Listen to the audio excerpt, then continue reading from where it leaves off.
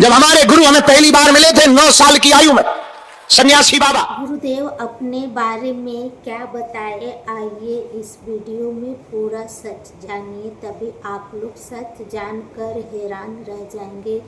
मुझे गुरुदेव अपने बारे में ऐसी बात बताई जो अभी तक शायद कभी बताए होंगे, तो वीडियो को लास्ट तक बने रहेंगे तभी आप लोगों का पूरा बात समझ में आएगी। अगर बीच में छोड़ के जाएंगे तो कुछ भी समझ में नहीं आएगा, तो वीडियो को पूरा लास्ट तक देखना।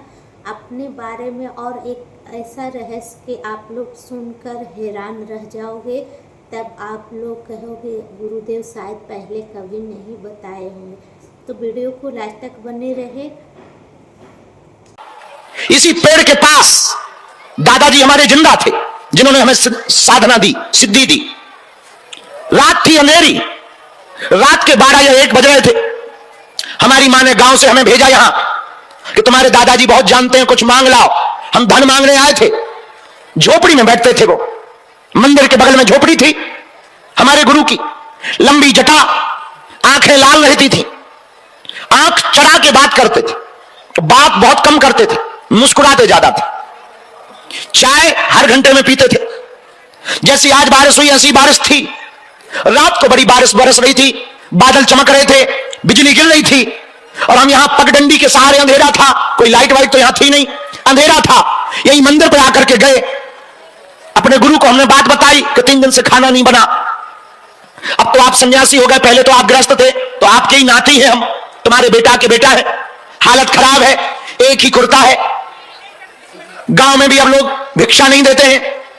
गांव में भी लोग जाएं तो कई लोग अपना दरवाजा बंद कर लेते हैं। पिताजी हमारे कुछ कर नहीं रहे। हमारी भी अवस्था बढ़ रही है, मां भी बड़ी परेशान हो रही है। कुछ दया करो, हमारे जीवन में कुछ हो जाए ठीक ठाक, कुछ दो। अंधेरी रातें काटती है। एक छोटा सा कमरा था, आप लोगों में से किसी ने जन्मभूमि पर हमारे जाकर के देखा होगा, एक छोटी सी जन्मभूमि जहां 5 लोगों का परिवार एक ही जगह रहता था। 5 लोग एक ही जगह रहते थे, तो छोटा सा कमरा है। आप दया करो कुछ। उस रात हमें क्या पता कि हमारे जीवन में घटना होने वाली है। और ठीक रात 12 बजे हमारे गुरु ने कहा, अकेले हम और वो थे। उस दिन बड़े बिजी थे हमारे गुरु, बड़े व्यस्त थे। गांव के पास हैंडपंप था, यहां नहाने की कोई सुविधा नहीं थी। बोले जाओ नहा करके आओ। और हम स्नान करके आए, हाथ में बाल्टी ली, एक फटी हुई तौलिया थी हमारे पास, उसको हमने पहना। ठंड लगने लगी तो जो धूना गुरु ने रमा रखा था, उस धूना को हम तापने लगे। रात को 12-1 बजे के बाद जहां सन्यासी बाबा की समाधि है, वहां पर हमारे गुरु हमें ले गए। और 40 मिनट तक दादाजी कुछ पढ़ते रहे। पता नहीं, इतना याद नहीं हमें रात का, पर कुछ पढ़ रहे थे वो। और बड़ी जोर से हवा चली, और हमसे उन्होंने पहले ही कह दिया था कि तुम्हें डरना नहीं, हाथ जोड़ लो। हमने हाथ जोड़ लिए। बोले डरना ना। तो इधर उधर हम देखने लगे, बच्चे ही थे, कभी पीछे देखे कभी आगे देखे। अंधेरा था, यहां इतना कुछ बना भी नहीं था, एक झोपड़ी भर थी। तो डरने लगे तो देखा कि जो पेड़ लगा है अभी समाधि के पास, पलास का, छेवला का, वो पेड़ बड़ा हिल रहा है। हमें लगा बारिश का मौसम है, हवा चल रही है, इसलिए हिल रहा होगा। पर उससे बड़ी जोर जोर की एक आवाज आई, और एक कोई 16-17 फीट का, लंबी जटाओं वाला, एकदम चमकती हुई त्वचा, और हाथ में एक बड़ा सा चमीटा लिए हुए, और पैर में बड़ी ऊंची खड़ाऊ पहने उतर रहा है। और बड़े नीले रंग की एक लाइट गिरी तो हम डर गए। हमने अपने गुरु को पकड़ा और रोने लगे। बच्चे थे तो रोना स्वाभाविक था, और इतनी लंबी हाइट का कोई देख ले, हम तो तुम रोने लगोगे। रोने लगे तो हमने जोर से पकड़ा।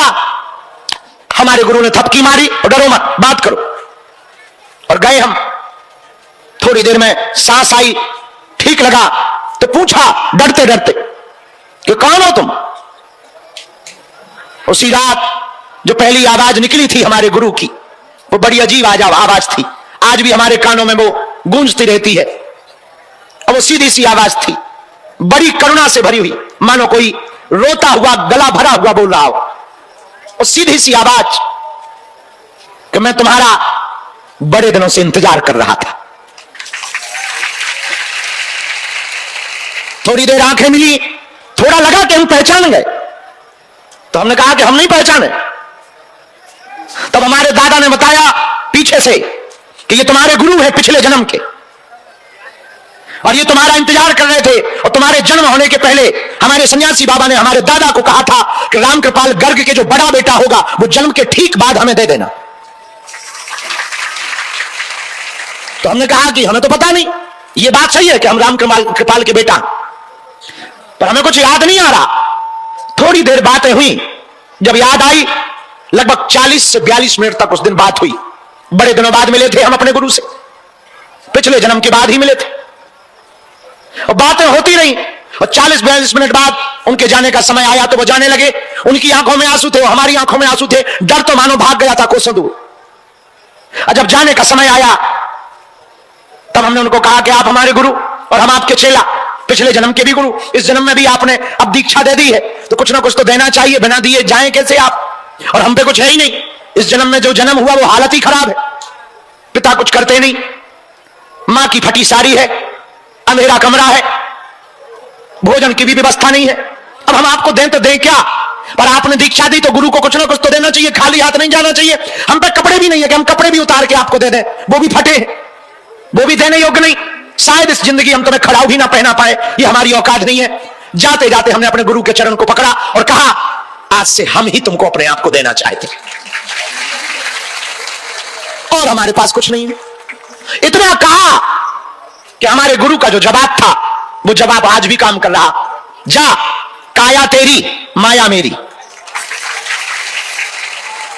जा, करता हुआ तू दिखाई पड़ेगा पर करूंगा मैं।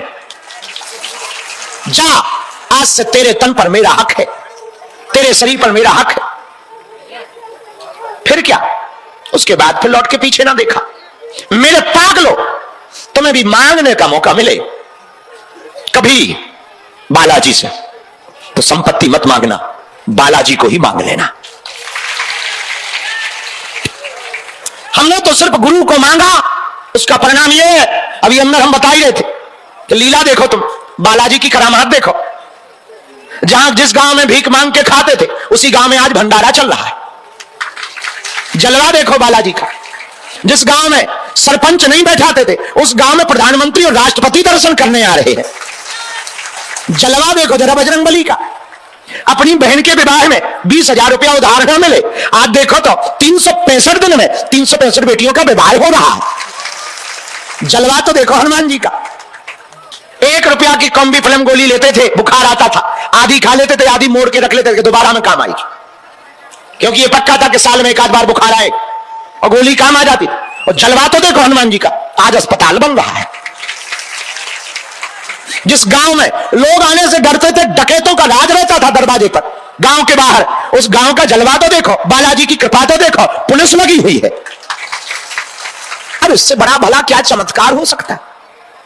इससे भला क्या लीलाएं हो सकती? हमारे गांव के बाहर ही हमें कोई नहीं पूछता था, आज विदेशों से इनविटेशन लेटर आते कि यू कम हियर।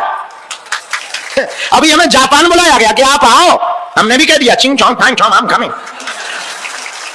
जलवा तो देखो भाई हनुमान जी के, क्या लीलाएं हो रही। जिस लंदन की संसद में हम हनुमान चालीसा पढ़ने गए, उनके कवि अंग्रेज भारत आकर के क्या क्या नाटक नहीं करते थे, और हमारे बराबर कितना उल्टा आदमी दुनिया का होगा कोई दूसरा। इतने खड़ूस आदमी हम, इतने उल्टे आदमी हम कि उन गोरों से ही हम कहते कि गोरो, हे अंग्रेजो, कभी तुम हमारे देश में आकर जिन कपड़ों को पहनकर राज करते थे, आज बैंड बाजा वाले वो कपड़े पहनते हैं। उनके मुंह पे कहते हैं हम, और गजब सुनो, वो ताली बजाते। ये और मजा, ये और मजा है। देखो तो तुम जलवा, हाँ जलवा तो देखो। अभी हम बाली गए, अंग्रेज आए हमारे शिविर में, हमने उनको कहा कि हम तुम्हें उल्लू बना रहे हैं, और वो ताली ठोक रहे थे। हमका बता, इनसे बड़ा कौन उल्लू होगा, और हमारे जैसा गुरु कौन होगा जो मुंह पे कहे कि हम तुम्हें उल्लू बना रहे। कोई कह के उल्लू बनाए, ऐसा गुरु होगा? और वो कह रहे हैं कि हम बन रहे हैं। एक अंग्रेज तो बोला I know repeat repeat repeat, वो कह रहा है और उल्लू बनाओ। हमने कहा वाह भैया, अजब गजब बात। ये जलवा तो देखो हनुमान जी का। पागलो, हम सिर्फ इतना चाहते तुम्हारी आंखों में आंसू न रहे, तुम्हें दरबारों में ना भटकना पड़े। हमने तो भोग लिया, तुमको ना भोगना पड़े। इस देश में अमीरों के तो लाखों गुरु हैं, हम चाहते हम उनके गुरु बने जिनका कोई ना हो। वीडियो अगर आप लोगों ने पूरा देख लिए, उम्मीद करते हैं आप लोग पूरा वीडियो देखे होंगे और अच्छे से समझे भी होंगे पूज्य गुरुदेव अपने बारे में क्या बताए। तो इस वीडियो को ज़्यादा से ज़्यादा शेयर करें ताकि सभी भक्तों के ये जानकारी मिल सके।